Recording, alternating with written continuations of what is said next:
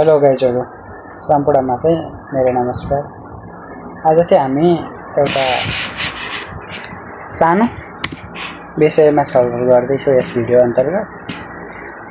यो चाहिँ हामी के विषयमा भन्दै हुनुहुन्छ भने चाहिँ शेयर बजारको या आइपीओ कुनै केहीको बारेमा तपाईहरु बीचमा एउटा सानो यो भिडियो लिएर आएको छु।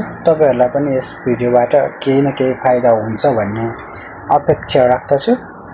र आज चाहिँ हामी यस विषयमा छलफल गर्दैछौँ कि सबैभन्दा पहिला चाहिँ हामी आइपीओ को बारेमा कुरा गरौँ।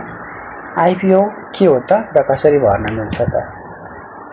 आइपीओ भर्नको लागि चाहिँ तपाईलाई सबैभन्दा पहिला बैंक खाता र डिम्याट एकाउन्ट चाहिन्छ। त्यसपछि तपाईहरुले मेरो शेयर एकाउन्ट खोलेर चाहिँ त्यहाँबाट तपाईहरुले आइपीओ भर्न सक्नुहुन्छ। र यदि आइपीओ परिहाल्यो, तपाईलाई कुनै पनि एउटा कम्पनीको आइपीओ पर्यो भने र त्यसको चाहिँ तपाईले कसरी उचित मूल्यमा पछि गएर बेच्न सक्नुहुन्छ र उचित फाइदा लिन सक्नुहुन्छ भन्ने कुरा चाहिँ हामी यस भिडियोबाट कुराकानी गर्नेछौँ। किनभने तपाईलाई कुनै पनि एउटा कम्पनीको आइपीओ पर्यो भने तपाईले भोलिको दिनमा त्यसबाट राम्रै फाइदा लिन सक्नुहुन्छ समयमा बेच्न सक्नुभयो भने। यदि समयमा बेच्न सक्नु भएन भने फेरि त्यो तपाईलाई थोरै भए पनि घाटामा गएर बेच्न पाउनुहुन्छ या के हुन्छ त्यो पछि नै थाहा हुन्छ। तपाईलाई अलिकति रिग्रेट हुन सक्छ। आज त मैले यतिमा बेचेको भए चाहिँ यति तलमा बेच्नु पर्ने थिएन होला जस्तो लाग्छ। मलाई पनि त्यस्तै भइरहेछ। मलाई पनि दुईवटा परेको थियो आइपीओ। त्यसबाट मैले लगभग एउटाबाट 3000 6000 जति चाहिँ गुमाएँ होला। मैले चाहिँ तल आएपछि मात्रै सेल गरेँ। कसरी यस्तो भयो त? यस भिडियोमा हामी जानकारी गराउँछौँ। जस्तै तपाईले नयाँ हुनुहुन्छ र तपाईलाई यस विषयमा थाहा छैन भने चाहिँ तपाईले थोरै यो भिडियोबाट केही नलेज लिन सक्नुहुन्छ, ज्ञान लिन सक्नुहुन्छ है त। जस्तै आइपीओ जब नेप्सेमा कारोबारमा आउँछ लिस्टिङ भएर तब त्यो माथि हुँदै बढ्दै जान्छ। पहिला चाहिँ दिनको 10% बढ्थ्यो अनि अहिले 15% सम्म बढ्न पाउँछ। अहिलेको यो नयाँ सिस्टमले चाहिँ 15% सम्म बढ्ने भन्ने कुरा चाहिँ भनेको छ।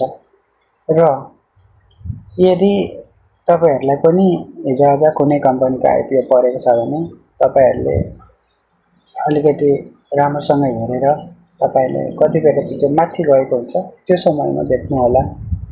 त्यही गर्दा राम्रो हुन्छ। किनभने एकचोटी सप्लाई आयो भने तपाईहरुले त्यो आइपीओ लाई फाल्दै राम्रो हुन्छ।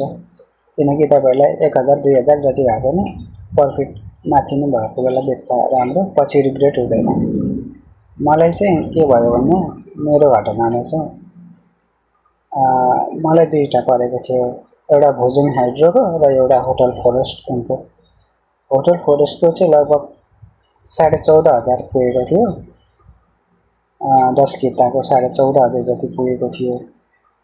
के लाग्यो भने मलाई चाहिँ आज त सप्लाई गयो, भोलि त यो पक्का बढ्छ, 100% बढ्छ भन्ने यस्तो भयो। त्यसै गर्दा कुट्दा तल आयो। जस्तै 13000 मा आयो, 12000 मा आयो। त्यसपछि केही दिन चाहिँ घुम्यो, 12000 को आसपासमा घुम्यो त्यो स्टक। त्यसपछि एकैबाजी घट्यो, 11000 मा आयो, अर्को दिन 10000 मा आयो। त्यसपछि के भयो त भन्दा ओहो मैले त जानिनछु 14500 भएको बेला बेचेको भए भन्ने खालको एउटा रिग्रेट भयो के मलाई। त्यसकारणले तपाईहरु पनि सँग पनि कुनै पनि कम्पनीको आइपीओ छ भने तपाईहरुले राम्रोसँग वाच गरेर कुन दिन सप्लाई आउँछ, कति सप्लाई आउँछ त्यो अनुसारले चाहिँ तपाईहरुले त्यसलाई बेच्न सक्नुहुन्छ। त्यतिबेर बेच्नु भयो भने तपाईलाई फाइदा पनि हुन्छ। भोलि तपाईलाई फेरि खरिद गर्न मन लाग्यो भने कतिबेर अलिकति तल आएको हुन्छ, तल आएको बेला तपाईले फेरि पनि किन्न सक्नुहुन्छ।